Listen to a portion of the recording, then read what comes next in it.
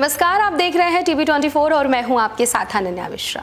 दिल्ली की जल मंत्री आतिशी ने बीते कुछ दिनों पहले कहा था कि मैंने आज देश के प्रधानमंत्री नरेंद्र मोदी को चिट्ठी लिखकर विनम्र निवेदन किया है कि वे दिल्ली के लोगों को पानी दिलवाएं।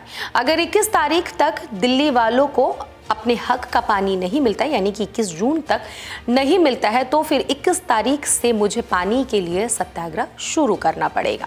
मैं 21 तारीख से अनशन पर बैठूंगी जब तक दिल्ली वालों को उनके हक का पानी नहीं मिल जाता।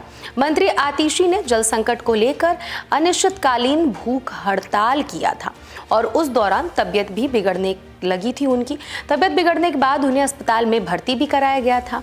वहीं अब जल संकट को लेकर ईडी ने एक बहुत बड़ा खुलासा किया है। अब ईडी ने दिल्ली में जो जल संकट हो रहा है उसके पीछे की क्या कुछ वजह है, इसके बारे में अपनी रिपोर्ट में कुछ पेश किया है। विस्तार से आपको हम बताते हैं। प्रवर्तन निदेशालय ने आज के दिन एक बड़ी जानकारी दी है। ईडी ने कहा है कि उसने दिल्ली जल बोर्ड द्वारा कुछ सीवेज ट्रीटमेंट प्लांट के विस्तार में कथित भ्रष्टाचार से जुड़े मनी लॉन्ड्रिंग मामले के तहत की गई तलाशी के दौरान 41 लाख रुपए नकद और अपराध सिद्ध करने वाले दस्तावेज और डिजिटल डिवाइस जब्त किए। जांच एजेंसी ने एक बयान में कहा कि छापामारी 3 जुलाई को शुरू की गई और दिल्ली, अहमदाबाद, मुंबई और हैदराबाद में कई जगहों की गई। वहां पर मनी लॉन्ड्रिंग की जांच दिल्ली सरकार की भ्रष्टाचार निरोधक शाखा की एक एफआईआर से उपजी है, जो यूरोटेक एनवायरमेंटल प्राइवेट लिमिटेड नामक कंपनी और अन्य के खिलाफ है, जिसमें पप्पन कला नीलोठी पैकेज 1 और वहीं Najafgarh Kishorpur package 2, coronation pillar Narela Rohini package 3 और कोंडली पैकेज 4 में 10 सीवेज ट्रीटमेंट प्लांट यानी कि एसटीपी के संवर्धन और उन्नयन के नाम पर डीजेबी में घोटाला करने का आरोप लगाया गया है।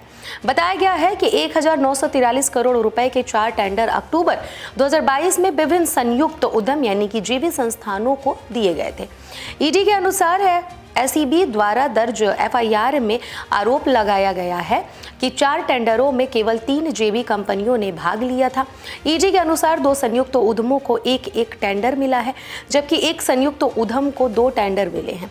तीनों संयुक्त उद्यमों ने 4 एसटीपी टेंडरों में आपसी सहमति से भाग लिया ताकि यह सुनिश्चित हो सके कि प्रत्येक को टेंडर मिले। एफआईआर में आरोप लगाया गया है कि टेंडरिंग की शर्तों को प्रतिबंधात्मक बनाया गया था, जिसमें IFAS तकनीकी को अपनाना भी शामिल था ताकि यह सुनिश्चित किया जा सके कि कुछ चुनिंदा संस्थाएं 4 बोलियों में भाग ले सके।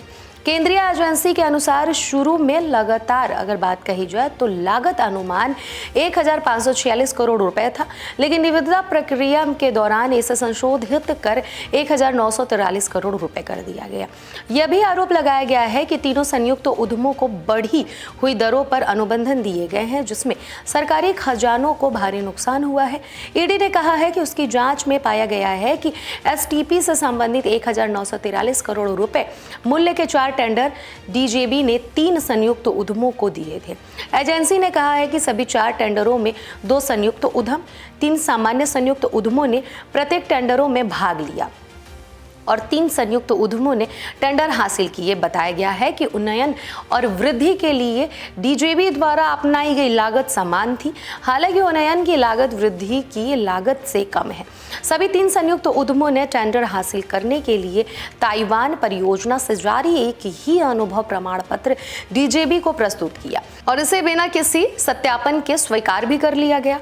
तीनों संयुक्त उपक्रमों ने 4 निविदाओं से संबंधित कार्य को हैदराबाद स्थित यूरोटेक एनवायरमेंट प्राइवेट लिमिटेड को उप अनुबंधित किया है। ईडी के अनुसार निविदा दस्तावेज के सत्यापन से पता चलता है कि 4 निविदाओं की प्रारंभिक लागत लगभग 1546 करोड़ रुपए थी, जिसे उचित प्रक्रिया परियोजना रिपोर्ट पालन किए बगैर संशोधित 1943 करोड़ रुपए दिया गया। वहीं तलाशी के दौरान 41 लाख रुपए नगद, विभिन्न आपत्तिजनक दस्तावेज और डिजिटल साक्ष्य जब्त किए गए। तो इस तरीके से ही ईडी ने दिल्ली में जल संकट के पीछे की वजह निकाली है और छापेमारी कई राज्यों में की है। इस पूरे मामले पर आप क्या विचार करते हैं, जरूर कमेंट बॉक्स में जाकर कमेंट करिएगा। अभी के लिए फिलहाल इतना ही। देखते रहिए टीवी 24।